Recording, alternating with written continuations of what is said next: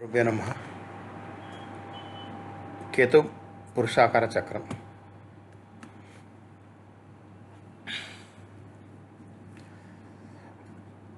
జాతకంలో కేతువుల నక్షత్రం నుంచి ప్రారంభించి ఒక పురుషుని ఆకారం గీసి బాడీ పార్ట్స్ అన్ని గుర్తించారనమాట. కేతువుకి నక్షత్రం ఎక్కడుందో అది మొదటిది అవుతుంది అనమాట. మొదటి నక్షత్రం మొదటి పాయింట్ అవుతుంది.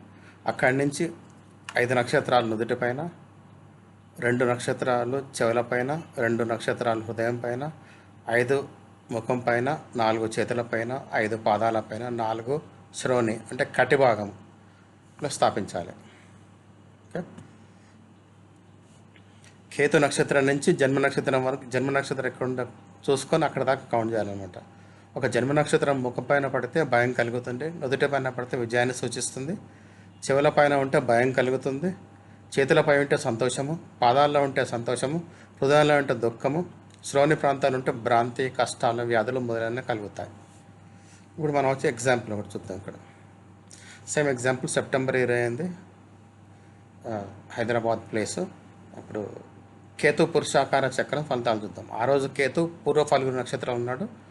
జన్మ నక్షత్రం చంద్రుడు జ్యేష్ఠలో ఉన్నాడు. ఇప్పుడు పూర్వ ఫల్గుణ నక్షత్రం జ్యేష్ఠ నక్షత్రం లెక్క పెడితే అది 8వ నక్షత్రం అవుతుంది. 8 అంటే హృదయంలో ఉంటే కనుక దుఃఖం కలుగుతుంది.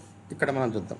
పూర్వ ఫల్గుణ ఇక్కడ, జ్యేష్ఠ ఇక్కడ హైలైట్ చేశాను. ఇక్కడ చూడండి, కౌంట్ చేస్తే ఇది ఫస్ట్ 1 2 3 4 5 6 7 8 8వ నక్షత్రం. మన ఫస్ట్ దాంట్లోకి వచ్చి ఇక్కడ వచ్చి 8వ నక్షత్రం ఎక్కడ ఉందండి? ఇక్కడ ఉంది. 2 హృదయంలో ఉంటుంది అనమాట. 8వ నక్షత్రం అనేది హృదయంలో ఉంది. హృదయం అంటే ఏంటి? రిజల్ట్ మనకి ఇక్కడ